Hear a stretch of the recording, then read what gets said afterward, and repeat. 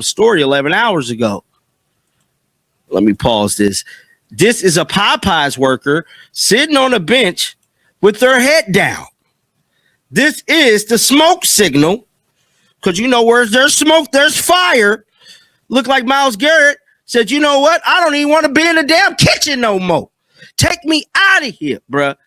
And right now, people in Cleveland, especially the media, is up in arms about this Myles Garrett situation. One being ESPN Cleveland. I think everyone was surprised to see him go to the 5th round. He's come to camp and OTAs with a great attitude. He's a hardworking guy. He has a good head on his shoulders. He's always positive, always optimistic, always keeps a smile on his face. And, you like going to work with people who have that kind of attitude. Myles Garrett just sent a message to Jimmy Haslam and the entire Cleveland Browns organization that has the NFL world absolutely shook after the Browns hired Todd Monken as head coach, the man who's supposed to unlock Shedeur Sanders' potential. Myles posted something on Instagram that basically said, "Get me out of here." We're talking about the NFL's all-time sack leader, the face of the franchise, publicly signaling he might want out of Cleveland just days after they made the biggest coaching decision in franchise history. And here's the crazy part. Nobody in the front office even consulted him before making this hire. The same superstar who's been carrying this team on his back for years got completely blindsided, and now Cleveland media is in full panic mode trying to figure out if Myles Garrett is about to demand a trade. Let me break down exactly what went down, because this situation is way messier than anyone's letting on, and it could completely derail everything the Browns are trying to build around Shedeur Sanders. Let's listen. Well, Chris, as much as it stinks, and as much as Myles Garrett is on Instagram with what are we saying here? Myles going to demand another trade. Myles is clearly impossible. Myles is exhausted. He's exhausted. Okay. What were you thinking? Myles, join the club. We're all exhausted. Like, it's an exhausting experience. Being a fan of this team right now is no fun. Yesterday felt like they lost and they didn't play. But I think what Chris and I are trying to explain to you is there is a chance that we look at yesterday, however slight, there is a chance that you look at yesterday as the turning point. All right, so let's set the scene. Yesterday was supposed to be a day of celebration in Cleveland. The Browns finally pulled the trigger and named Todd Monken as their new head coach. And look, for Shedeur Sanders and the offensive side of the ball, this should be incredible news. Todd Monken is an offensive mastermind. He's got 37 years of experience. He's developed quarterbacks. He's the exact type of coach you want guiding a young talent like Shedeur into the next phase of his career. But here's where it gets messy. In the process of making this hire, Jim Schwartz, the defensive coordinator who built one of the best defenses in the entire NFL, stepped down. Not retired, not transitioned to another role. He straight up said, "Screw this," and walked out the door, packed his boxes, left the facility, done. Now, if you're a Browns fan, that's already alarming, but it gets worse. Because right after all of this went down, Myles Garrett, the guy who just had one of the best defensive seasons in NFL history, the guy who's been the heart and soul of this team for years, posted something on his Instagram story that has everyone in Cleveland absolutely panicking. Let me describe this Instagram post to you, because it says everything without saying anything at all. It's a picture of a Popeyes worker sitting on a bench with their head down, looking completely defeated, exhausted, like they've had enough of the chaos and they just want out. Now, Myles didn't caption it, he didn't explain it, he didn't tag anyone, but everyone who saw it immediately knew what it meant. Myles Garrett is done. This is the smoke signal. And you know what they say, where there's smoke, there's fire. Myles basically posted the equivalent of, "I don't even want to be in the kitchen anymore. Get me out of here." And the reaction from Cleveland media has been absolutely wild. ESPN Cleveland, 92.3 The Fan, all the major sports talk shows, they've been talking about nothing else. The morning shows were in full crisis mode, trying to process what this means for the franchise. One analyst said, and I quote, "Myles is exhausted. He's exhausted. Being a fan of this team right now is no fun. Yesterday felt like they lost and they didn't even play." Think about that for a second. The Browns just hired what's supposed to be their franchise-saving head coach, and the immediate reaction is that it feels like they lost. That's how bad this situation is. Now, here's what makes this even more complicated. This isn't the first time Myles Garrett has wanted out of Cleveland. A couple years back, he reportedly asked for a trade. The organization convinced him to stay. They paid him. They made him the highest-paid defensive player in the league. They promised him they'd build a winner around him. And what happened? They went 4-13 this season, despite Myles having the best year of his career, despite him leading the NFL in sacks, despite him being an absolute monster on that defensive side of the ball. Monken, but listen. I sure as hell hope Todd was allowed to do that because he's going to have to now because Jim ain't coming back.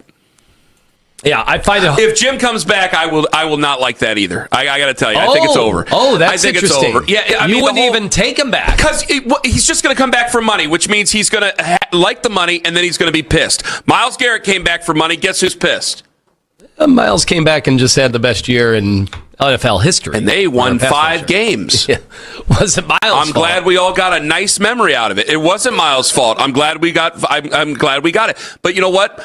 I don't think Myles is an active participant in game planning. I don't think, like Todd Monken's a head coach now. He knows how important it is. So now, after all of that, after everything Myles has sacrificed and produced for this franchise, the front office makes the biggest decision in years, hiring a head coach, and they don't even consult him. No phone call. No, hey Myles, what do you think? No acknowledgement of the fact that he's the leader of this team. They just hired Todd Monken, and Myles found out when everyone else did. And you wonder why he's posting cryptic messages on Instagram. Let me break down what's really happening behind the scenes here, because this is where the Shedeur-Sanders connection becomes critical. The Browns didn't just hire Todd Monken to be a head coach. They hired him to fix the offense, specifically to develop Shedeur-Sanders into a franchise quarterback. That's the entire plan. That's the vision. Get an offensive-minded head coach who can maximize Shedeur's potential and turn this team into a legitimate contender. And honestly, that makes sense. Shedeur's got all the tools. He's got the arm talent, the football IQ, the leadership. With the right coaching, he could be elite. And Todd Monken is absolutely the right guy for that job. But here's the problem. In order to bring in Todd Monken, they had to create a situation where Jim Schwartz, the defensive coordinator who built the only functional part of this team, walked out the door. According to the media reports, there were internal conflicts. Todd Monken and Jim Schwartz didn't see eye to eye on the direction of the team, and when it became clear that Monken was getting the head coaching job, Schwartz decided he wasn't going to stick around. So now the Browns are in a position where they've upgraded the offensive coaching staff to help Shedeur, but they've completely gutted the defensive side of the ball. And Myles Garrett, the face of that defense, the guy who's been carrying this team for years, is watching all of this unfold and thinking, wait, so you're telling me you just blew up the best part of this team to focus on the offense? Now, let's talk about what the Cleveland media is saying about all of this, because their takes are absolutely wild. One of the analysts on 92.3 The Fan said this: "If Jim comes back, I will not like that either. I think it's over. You wouldn't even take him back because he's just going to come back for money, which means he's going to like the money and then he's going to be pissed. Myles Garrett came back for money. Guess who's pissed? Myles came back and just had the best year in NFL history and they won 5 games. Let that sink in. They're admitting that Myles Garrett only came back to Cleveland because of the money, and even though he had the best defensive season in NFL history, the team still only won 5 games. So now you're asking this man to run it back, to trust the process, to believe that Todd Monken is going to magically fix everything? Come on, bro. Myles has every right to be frustrated. He's done everything they've asked him to do. He's been a model professional. He's dominated on the field, and the organization has given him nothing in return except chaos, dysfunction, and a 4-13 record. I think it's a good omen here.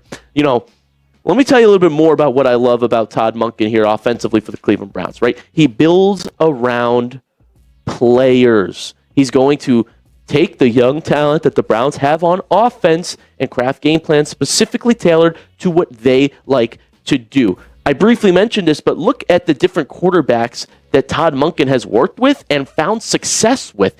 Started with Stetson Bennett, who was a Heisman finalist at Georgia. He's a game manager quarterback. Then, in Tampa Bay, Monken has gotten a lot out of Jameis Winston, who's a straight gunslinger, as well as Ryan Fitzpatrick. And now they're asking him to do it all over again with a completely new defensive coordinator because Jim Schwartz is gone.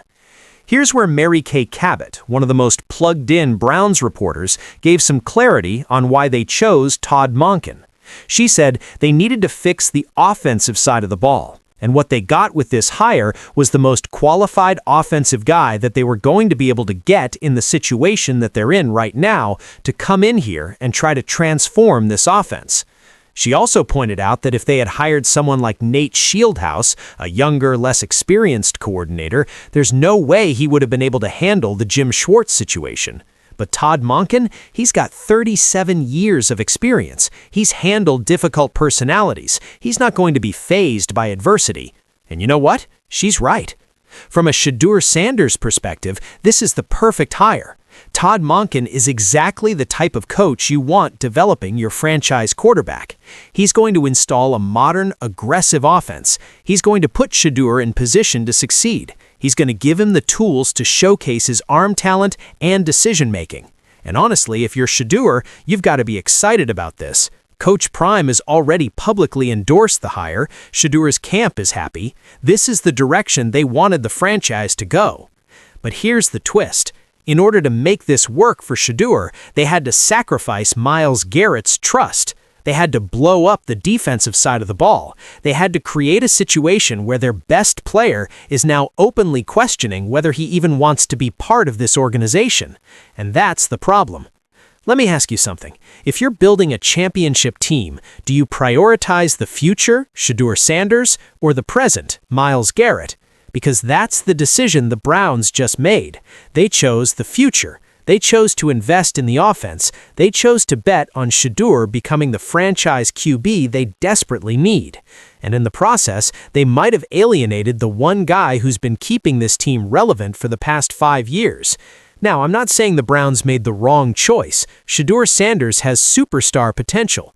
If Todd Monken can unlock that, if they can build a legitimate offense around him, this team could be dangerous. The AFC North is wide open. The Ravens are getting older, the Bengals are inconsistent, the Steelers are in transition. Cleveland has a real opportunity to capitalize if they get the offense right. But you can't win championships without defense, and right now, the Browns just lost their defensive coordinator and potentially their best defensive player. Here's what I think is really going on behind the scenes. Jimmy Haslam and Andrew Berry, the Browns' ownership and front office, looked at the roster and realized they had a choice to make. Either continue to build around the defense and hope they can eventually develop a competent offense, or go all in on the offense and figure out the defense later. Check out this tweet from Dan Orlovsky. Lamar Jackson's passer rating with the different OCs he's worked with. With Monken, it's 109.5. When it was Greg Roman, that drops to 98.1. And then when he had Marty Mornhinweg, it was 84.5. Though 109.5, though, that's the highest in the NFL across the last 3 seasons. Does it not excite you a little bit? They chose the latter. And from a Shedeur Sanders development standpoint, that's the right call. You can't waste years of his rookie contract trying to patch together an offense. You need to give him the best possible coaching, the best possible system, the best possible chance to succeed. But the execution? Terrible. They should have brought Myles into the conversation. They should have explained the vision. They should have made him feel valued and included in the process. Instead, they blindsided him. And now he's sitting there thinking, after everything I've done for this organization, you didn't even have the respect to ask my opinion? That's why he posted that Instagram story. That's why Cleveland media is in full panic mode. That's why fans are worried he's going to demand a trade. Now, here's the part that's going to make you think. What if this is actually good for Shedeur Sanders? Stay with me here. If Myles Garrett demands a trade, the Browns could get a massive return. Multiple first-round picks, young talent, cap space. They could completely rebuild the roster around Shedeur. And with Todd Monken, his head coach, they'd have the offensive infrastructure in place to develop him properly. They could draft more weapons. They could upgrade the offensive line. They could build a modern, high-powered offense that puts Shedeur in position to compete for MVP awards. Yeah, you'd lose Myles Garrett, but you'd also gain the flexibility to build a team that's perfectly tailored to your franchise quarterback. Is that ruthless? Absolutely. Is it smart? Maybe. Because at the end of the day, the NFL is a quarterback-driven league. If you don't have a franchise quarterback, you don't have a chance. And the Browns finally have one in Shedeur Sanders. So the question becomes, are you willing to sacrifice everything else to maximize his potential? Let me bring this back to the bigger picture, because this isn't just about Myles Garrett and Todd Monken. This is about the culture the Browns are building. Right now, the message they're sending is, we're all in on Shedeur Sanders. Everything else is secondary. And honestly, for a franchise that's been a laughingstock for 2 decades, maybe that's exactly what they need. Maybe they need to stop trying to please everyone and just commit to a vision. Todd Monken is that vision. He's the offensive guru who's going to turn Shedeur into a star. And if that means losing Jim Schwartz, if that means potentially trading Myles Garrett, if that means tearing down the defense to build up the offense, so be it. It's bold, it's risky, it's controversial, but it might be exactly what Cleveland needs. Because here's the reality. Myles Garrett is 29 years old. He's entering the back half of his prime. By the time the Browns are legitimate contenders again, he'll be in his early 30s, past his peak. Shedeur Sanders is 22. He's just getting started. He's the future. And the Browns are betting everything that he's the guy who's going to finally bring a championship to Cleveland. So yeah, Myles has every right to be frustrated. He's earned that. But from the organization's perspective, they're thinking long-term. They're thinking legacy. They're building something sustainable around their franchise quarterback. And if that means pissing off Myles Garrett in the process, they're willing to take that risk. Now, I want to hear from you. Do you think the Browns made the right call hiring Todd Monken, even if it means losing Jim Schwartz and potentially Myles Garrett? Or should they have kept the defense intact and figured out the offense later? And here's the big one. If Myles Garrett demands a trade, where should he go? Because there are about 15 teams that would give up everything to get the NFL's best pass rusher. Drop your thoughts in the comments. Let's debate this. So there you have it. Myles Garrett just sent a message to the entire Browns organization with that Instagram post, and it's clear he's not happy about the Todd Monken hire. Whether he actually demands a trade or not, we don't know yet. But what we do know is that Cleveland just made a massive bet on Shedeur Sanders and the offensive side of the ball, and they're willing to sacrifice everything to make it work. Is it the right move? Time will tell. But one thing's for sure, this story is far from over. If you think the Browns made the right call, drop a Y in the comments. If you think they messed up, let me know. And don't forget to subscribe because we're covering every twist and turn of this Browns drama all season long. Hit that bell. Let's get it.